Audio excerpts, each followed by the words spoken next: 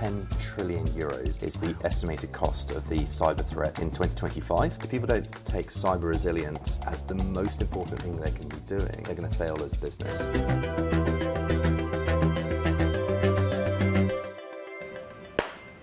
Welcome to The Big Question, the series from Euronews where we address some of the most important issues on the business agenda. Today I'm joined by James Hodge, the Chief Strategy Advisor for Europe at Splunk. So thank you very much for joining me today, James. Cybersecurity is a growing conversation and we're hearing lots of reports that the threat is getting bigger and bigger. But can you just put in perspective, how much of a problem is a cyber threat to the European economy? I think if you just look at it globally, it's a huge threat. €10 trillion is the estimated cost of the cyber threat in 2025. And by 2029, I think that's going to grow by 64%. It is, I think, one of the biggest topics of our time at the moment as we're going through this new digital boom. Can you just explain exactly what a cyber attack looks like? Everything is digital nowadays. So I think what a cyber attack really is someone has found a way into my infrastructure and either steal information from it, or they might go and block access to that or delete it.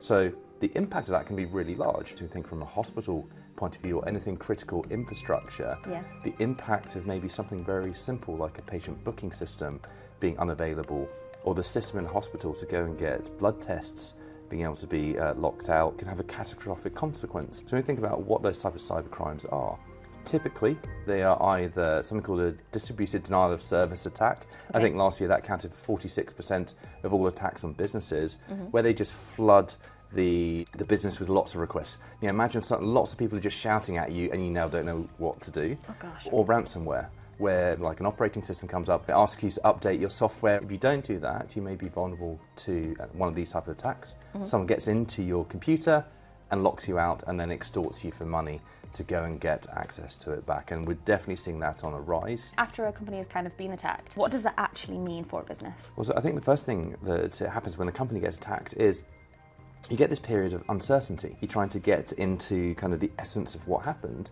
Really what we have is failure. And failure starts to bring in doubt. So the next time you want to do some innovation, you want to roll out a new piece of software, you've always got it at the back of your mind. Have we got this right? Have we protected it a bit more? And you start to stutter. You start to lose that pace of innovation. And now the speed of innovation in the marketplace is potentially the most important thing because it's so competitive.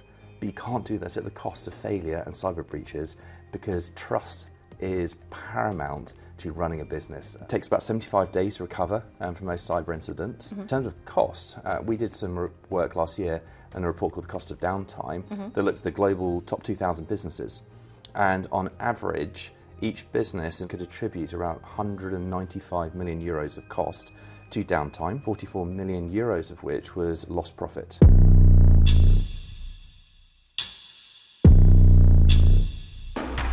Is there a big difference between the protection that different businesses have? So take the European Union, businesses that are less than $250 million of revenue are twice as likely to have a cyber breach than a business that's over $5 billion of revenue.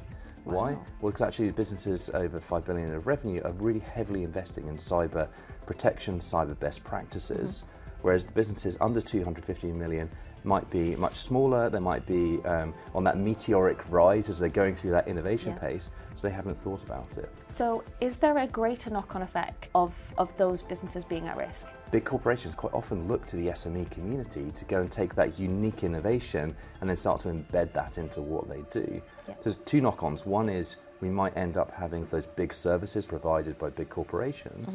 The other side is we are potentially squashing innovation and slowing down innovation that is incredible. And so it's getting that right, promoting cyber best practices, it's not a bad thing, and really kind of unlocking that innovation and potential that we can go and have. As technologies progress, is that making the cyber risk worse or is it aiding the fight, do you think?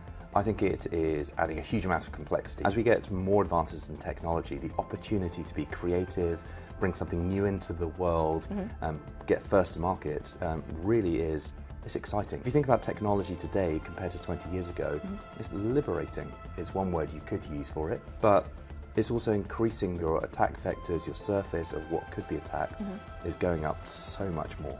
What can be done to help reduce the risk for businesses and maybe reduce any gaps in the armour? So when a business thinks about risk, the first thing they shouldn't be doing is thinking about technology. The favourite thing I like is pre-mortem, thinking about, okay, we're going to launch something, this is going to fail. Okay. How could it fail? And before, what we used to have would be a single department would go and think about it. It might have been IT.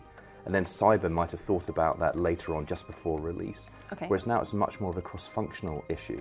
We have legal, we have compliance, HR starting to get involved, sales, marketing, IT, cyber. So when a business starts to think about cybersecurity, they first should be thinking cross-functionally on what could go wrong, what is the impact of this, and let's plan for that failure, and then go and get prepared for that, because that creates the right culture that you can then go and accelerate with technology, rather than thinking technology is this magic silver bullet and that's going to protect us from everything. Looking to the future, how do you see the cyber threat developing? So one of the things that ENISA, the European Cybersecurity Agency, came out with in their 2024 report was that 26% of attacks were ransomware attacks, and they're seeing that rise. The World Economic Forum in their 2025 cybersecurity assessment said that 74% of the respondents said that cybersecurity attacks were on the rise.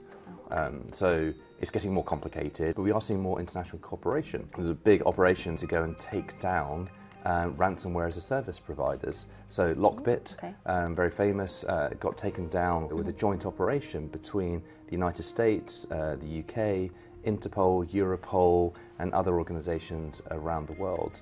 So we're starting to see governments also see this as a competitive advantage to go and work together to be able to go and secure people as much as possible and go and set out as much best practices to go and combat that kind of race between cyber criminals and kind of the rest of the world. And finally, you know, if companies don't address this issue, will the potential problem grow? What could be the impact for the European economy going forward? If people don't take cyber resilience, digital resilience, as the most important thing they can be doing, they're going to fail as a business.